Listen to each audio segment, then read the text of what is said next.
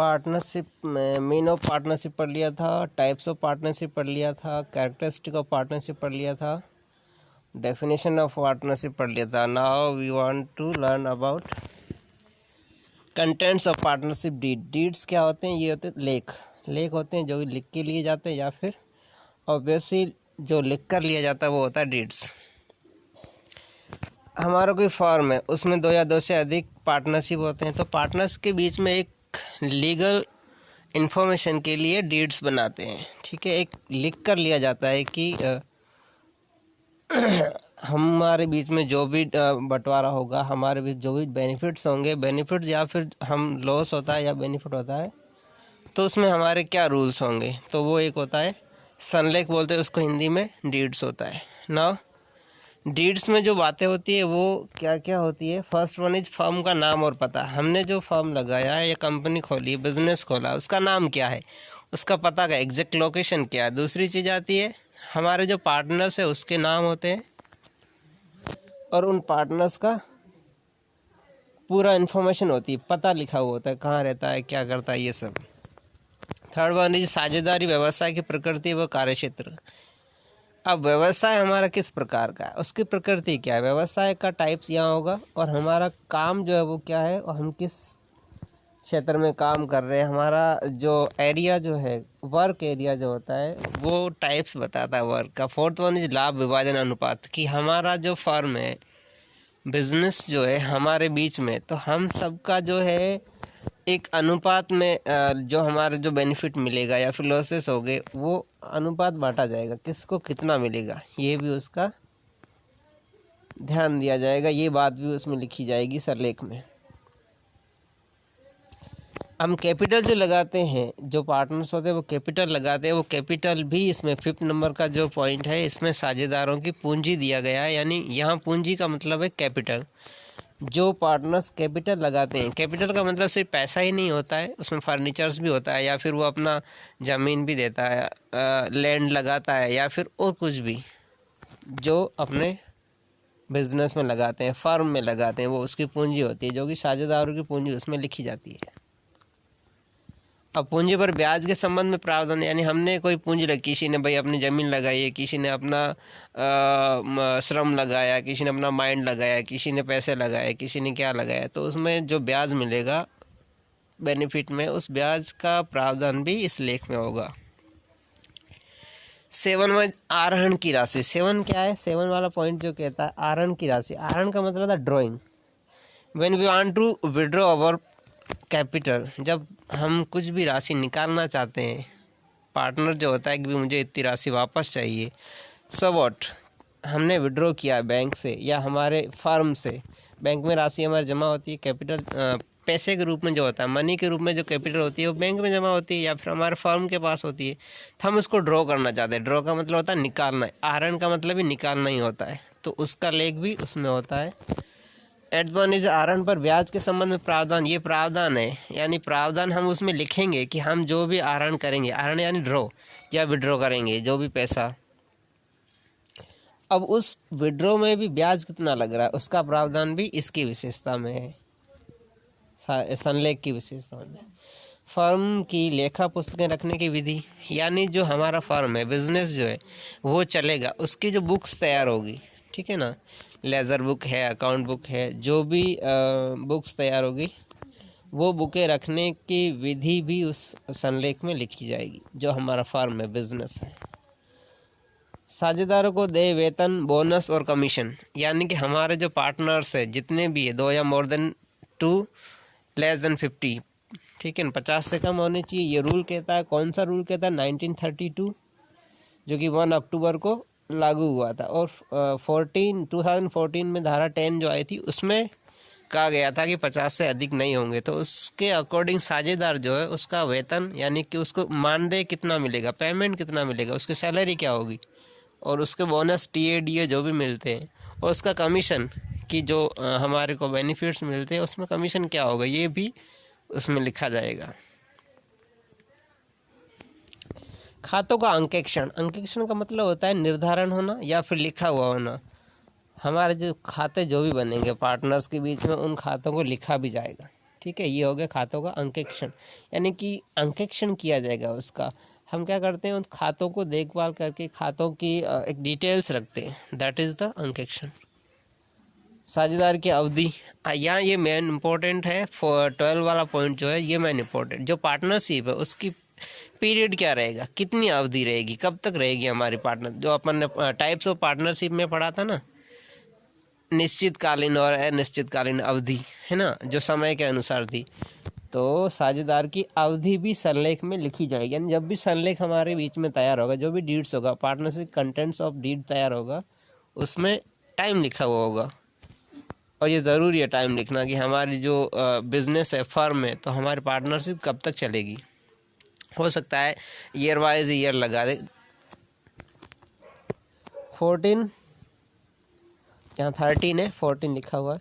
साझेदारों के ऋण और उस पर ब्याज की दर। साझेदारों का ऋण का मतलब होता है पार्टनर्स जो होता है, अगर वो ऋण लेता है, यानी किसी से उधार लेता है, कुछ ऋण का मतलब उधार होता है, चाहे वो बैंक से ले, चाहे फर्म से ले, या किसी भी कहीं से भी ले, तो वो ऋण जो लेगा उस ऋण पर कितना ब्याज लग रहा है, ठीक है ना, तो वो ब्याज भी संलेख में लिखित होगा। 14(1) इज पूंजी खाते रखने की विधि। यहाँ मेथड होगा, हमारे कैपिटल अकाउंट जो भी बनेगा, किसका कैपिटल अकाउंट, पार्टनर्स का। पार्टनर्स का जो भी कैपिटल अकाउंट बनेगा उसके रखने की विधि भी संलेख में होगी। 15 कहता है कि साझेदार जो है, मतलब पार्टनर्स जो है, उसके राइट्स, उसकी ड्यूटी और राइट और ड्यूटी भी उसमें लिखी जाए संलेख में, कि हमारा कर्तव्य क्या है, हमारा अधिकार क्या है, कर्तव्य क्या है, हमारी ड्यूटीज़ क्या है, हमारा राइट्स क्या है, ये दोनों चीज़ें उसमें लिखी जाएगी कि ये अधिकार है, मैं इस फर्म में अगर पार्टनर बनाऊं तो मेरे ये अधिकार है, और इस फर्म में अगर कहीं बेनिफिट्स होता है तो उस बेनिफिट्स को, या लॉसेस होता है तो उस लॉसेस को झेलने के मेरे कर्तव्य भी है और अधिकार भी है, दोनों चीज़ें यहाँ है। अच्छा, फर्म में कोई विवाद हो जाता है, झगड़ा हो जाता है, ठीक है ना, बीच में जैसे पार्टनर्स है, मोर देन 2 पार्टनर्स है, या 10 तक है, टिल 50 है, तो उस पार्टनर के बीच में अगर कोई विवाद हो जाता है कि भाई मैंने ज़्यादा कैपिटल लगाया था और जो बेनिफिट हुआ उस बेनिफिट में मेरे को कम मिला है, तो इस कई बार होता है क्या है कि बिज़नेस लगाने वाले ज़्यादा होते हैं और वो झगड़ जाते हैं आपस में। झगड़ा जब होता है, जो उनके बीच में विवाद होता है, वो कोर्ट पहुंच जाता है। तो कोर्ट में जो अकॉर्डिंग टू कॉन्स्टिट्यूशन, भारत का संविधान जो बोलता है वो उसके अकॉर्डिंग उसके बीच में मामला चलेगा और उसके अकॉर्डिंग उसकी सुनवाई होगी। लेकिन संलेख में भी ये इनको लिखना पड़ेगा कि जो विवाद होगा उस विवाद का निपटारा हम कैसे करेंगे, ये मेथड उसमें डाला जाएगा। आगे वाली इसकी बात जो है वो है, ऐसा प्रावधान भी बनाया जाएगा कि इन फ्यूचर हमें अगर किसी नए पार्टनर को अंदर लाना है फर्म में, या हमारे बिजनेस में किसी नए पार्टनर को हम ऐड कर रहे हैं, तो उसके क्या प्रावधान होंगे, ये भी बात उसमें संलेख में या डीड्स में लिखी होगी। नेक्स्ट वन इज नए खातेदार या नए साझेदार में प्रवेश, यानी कोई नया अपन पार्टनर लेते हैं। अवकाश ग्रहण करने का मतलब होता है अगर वो छोड़ के चला जाता है या फर्म में वो रिज़ाइन कर देता है। नेक्स्ट वन इज मृत्यु होने व लाभ विभाजन अनुपात में, यानी जब मर जाता है या बेनिफिट उसको जो मिल रहा होता है उसका अपन जो बंटवारा कर रहे हैं तो उसके परिवर्तन में उसका पूरा का पूरा जो मूल्यांकन, वो लेखा जो होता है वो भी उसमें लिखा जाएगा कि अगर वो छोड़कर चला जाता है या नया प्रवेश करता है उसका पूरा का पूरा डिटेल जो है वो लिखेंगे। ये थी उसकी 18वीं या 18वीं बात। और किस बात का हमें ध्यान रखना है संलेख में डीड्स में, किसी साझेदार के अवकाश ग्रहण करने या मृत्यु पर हिसाब के निपटारे की विधि, यानी कि अगर वो चला जाता है, रिज़ाइन कर जाता है, या अपनी अवधि पूरी हो जाती है उसकी, या छोड़कर चला जाता है, या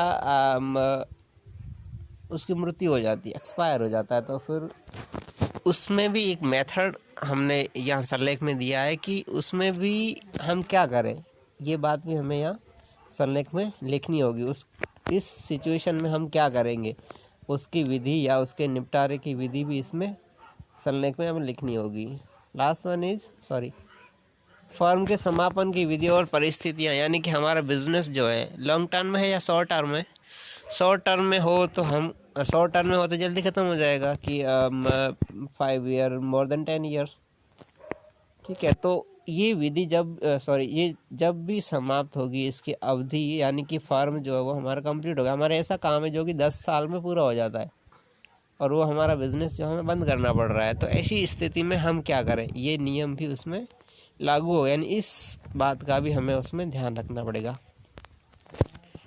सेकेंड लास्ट इज फर्म के समापन पर हिसाब के निपटारे की विधि, यानी जब हमने धंधा ख़त्म कर दिया है, जब हमारा बिजनेस जो है वो हमने बंद कर दिया, और बंद करते हैं तो क्या होता है, लास्ट में जो अपना जो बनता है, लास्ट में अकाउंट जो होता है, प्रॉफिट एंड लॉस अकाउंट जो होता है, प्रॉफिट एंड लॉस अकाउंट में क्या होता है कि प्रॉफिट अगर हुआ है तो हम आपस में बांटेंगे, और लॉस हुआ है तो हम अपने अपने हिसाब से जो भी पैसे आते हैं वो भरेंगे। हमें अब भराव तो करना पड़ेगा, या बैंक से लिया होगा उधार, या किसी और से, या फिर घाटा होता है तो कहीं से हमें कोई हमसे मांग रहा हो तो उनको देना पड़ता है, तो हम बराबर हिसाब से बांट देते हैं। सो देन हम क्या करें, तो इसकी भी विधि हमने सरलेख में दी। सरलेख को हम जब भी बनाते हैं ये सारी बातें जो हमें ध्यान में रखनी पड़ती है कि कब कब क्या क्या हो जाए, तो उस सिचुएशन में हम क्या करें।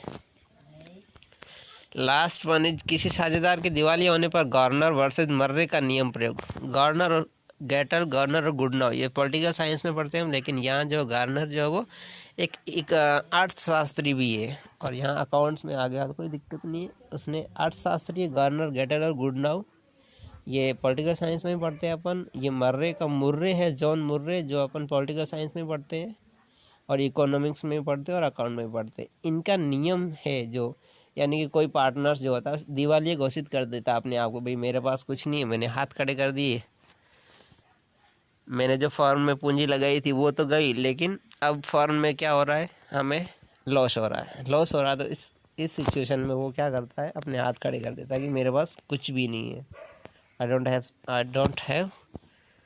आई नथिंग हैव, मेरे पास कुछ भी नहीं है।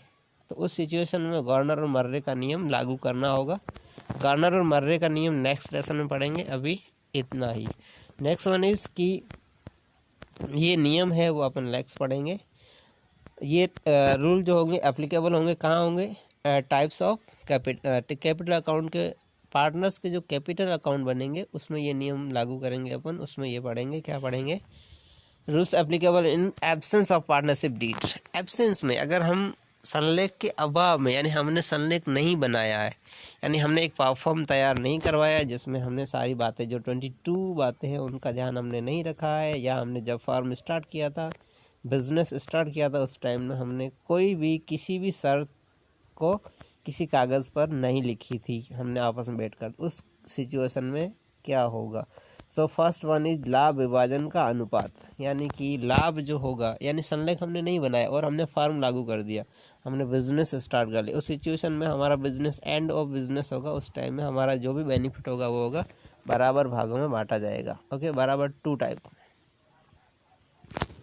हमारा कैपिटल है, उस पर बेनिफिट जो मिलेगा वो भी हम, उसमें क्या होता है, उसमें पार्टनर्स को जो पूंजी पर ब्याज नहीं दिया जाएगा, कैपिटल जो होगी उस पर ब्याज नहीं दिया जाएगा। किस सिचुएशन में, जब संलेख लागू नहीं करेंगे।